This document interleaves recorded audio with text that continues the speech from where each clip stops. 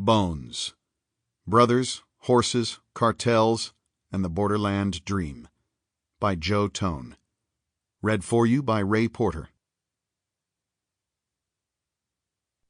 For Melissa. Every man suddenly became related to Kino's Pearl, and Kino's Pearl went into the dreams, the speculations, the schemes, the plans, the futures, the wishes, the needs, the lusts, the hungers of everyone. And only one person stood in the way, and that was Kino, so that he became, curiously, every man's enemy. John Steinbeck, The Pearl. Prologue. Pocket Trash. Nuevo Laredo, Tamaulipas, Mexico, June 2010. As he walked across the bridge that morning, approaching the invisible line that separated him from Texas, it wasn't hard for José to envision what would come next.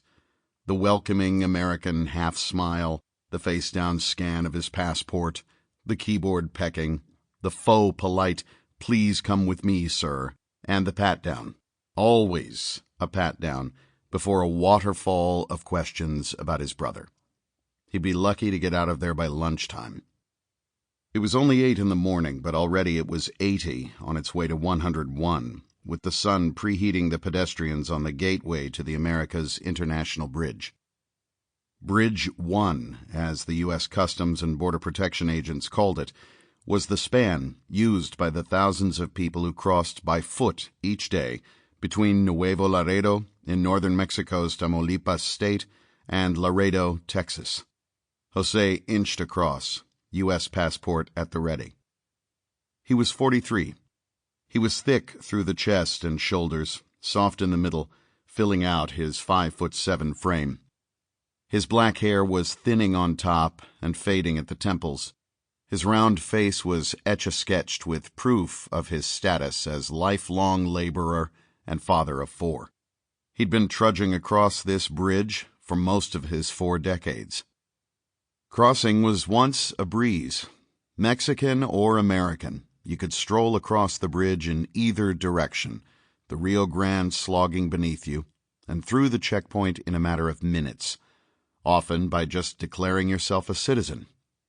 It was the ease of crossing that made living on the border alluring, the ability to visit a favorite relative, attend a birthday celebration or quinceañera, play in a soccer game, or party in a country other than your own. You crossed the border the way people in other towns crossed a railroad track, so fluidly that residents referred to the 2 cities as one, Los Dos Laredos. Over the years, though, the 1,000-foot walk across had become excruciating, even for those who weren't yanked out of line the way José was. It started after the terrorist attacks of September 11, 2001, when more agents were dispatched to keep the cable news nightmares at bay. Armed with scanners, X-rays, and political consensus, Customs and Border Patrol agents, soon to be rebranded as Border Protection agents, started scrutinizing every crosser, looking for reasons to turn someone away. The line into Texas could take hours now, even if your name didn't make the Fed's hard drives spin. José made his way between the chain-link fence that lined this section of the bridge and the metal barriers that protected him from cars inching past to his left. At around 5 after 8, he finally approached the kiosk and handed the agent his passport. "Do you have any weapons?" "No." "Do you have more than $10,000 to declare?" "No." For years, his answers had been good enough. Lately, though, when the feds scanned José's passport, they got a notification from a proprietary security platform telling the agent there was some reason not to let José pass. This time was no different. An agent escorted him into the fading beige U.S. Customs and Border Protection building. It was a maze of offices and interrogation rooms, connected by hallways with moldy tile and wheezy elevators that seemed forever on the verge of breaking down. The whole building smelled a little like a teenage boy's life. Sample complete. Ready to continue?